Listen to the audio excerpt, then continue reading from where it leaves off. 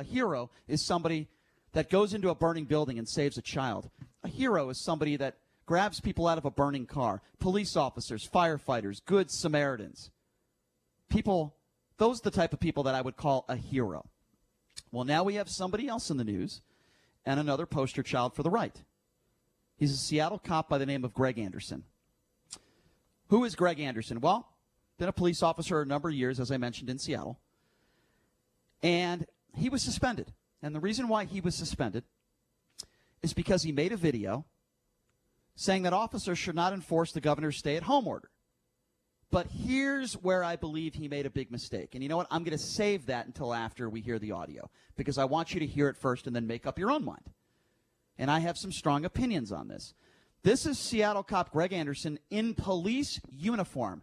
Remember that, because that's very important, I think, when it comes to this story. He's in his squad car, and he's in uniform, and he made a video and posted it on social media. Have a listen to this. You're part of a department or an agency that is asking people or asking their officers or their deputies to impose on people's rights and infringe on their freedoms. You need to step up and say no. And if that costs you your job, so be it. I've already expressed this to my department. And luckily for me, I come from a department that I feel like my chain of command shares my view. First of all, you don't represent the entire department with your view. That's number one. Okay. Number two, here's where I think this police officer made a big mistake. If he has these opinions, no problem. He's entitled to those opinions. But the mistake he made, in my personal opinion, is he did it in uniform in his squad car while on the job. Now, make no mistake about it. Police officers could have any personal opinions they want. That's fine. But you can't let it affect your work. You just can't. It's very simple. And that's basically what he's saying. Make no mistake about it. It is his job to protect and serve. And whether you agree or disagree with the governor's order, a police officer still has to serve those orders. And if somebody is not abiding by those orders, police officers are the ones that get involved. So his personal political beliefs on this issue cannot offend his job. Now, if he went home and he wore a T-shirt and pants and didn't say he was a cop and posted something up there and didn't mention the police department at all, didn't mention what he did for work, and just shared his opinions on why he disagrees with this, he disagrees with, the governor's orders, no problem. I don't, at least for me, personally, I wouldn't have had a problem with it. But you can't do it when you're in uniform in a squad car. It was, at the very least, horrendous judgment on his part. You don't have a problem with a lot. It takes a lot to kind of get you going, Brian. So this is good. He was suspended. That's very important, and I did mention that at the beginning. And while I don't agree with his opinions, again, I say it again, he did it when he was in his squad car in uniform. I mean, that is beyond inappropriate. And again, there are some people on the right who are so-called media members that are painting this guy to be some sort of hero.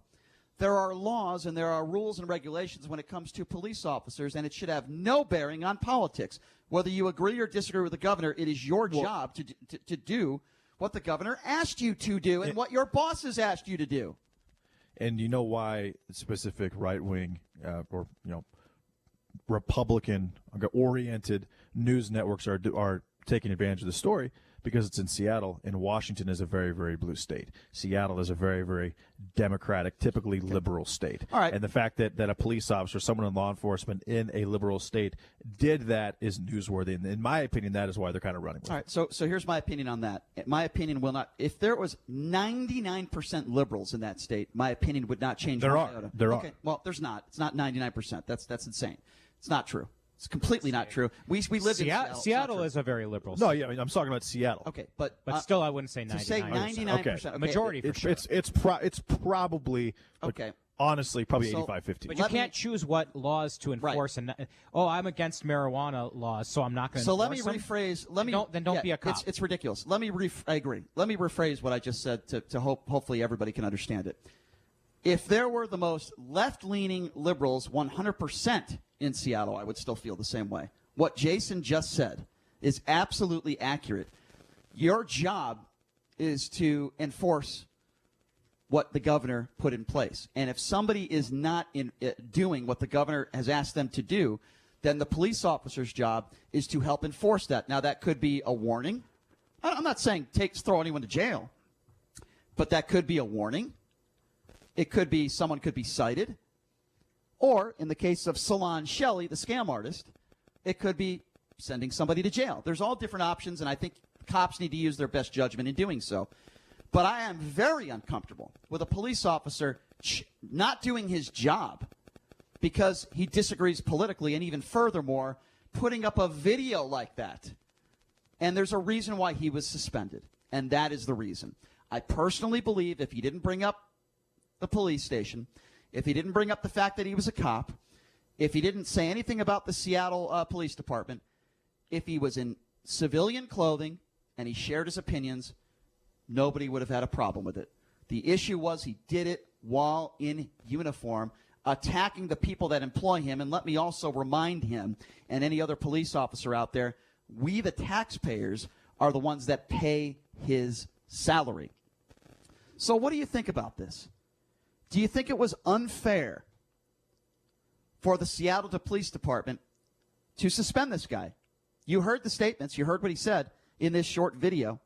He's in uniform, basically saying he's not going to, go after people that are not abiding by the governor's order. So my question to the listeners is this.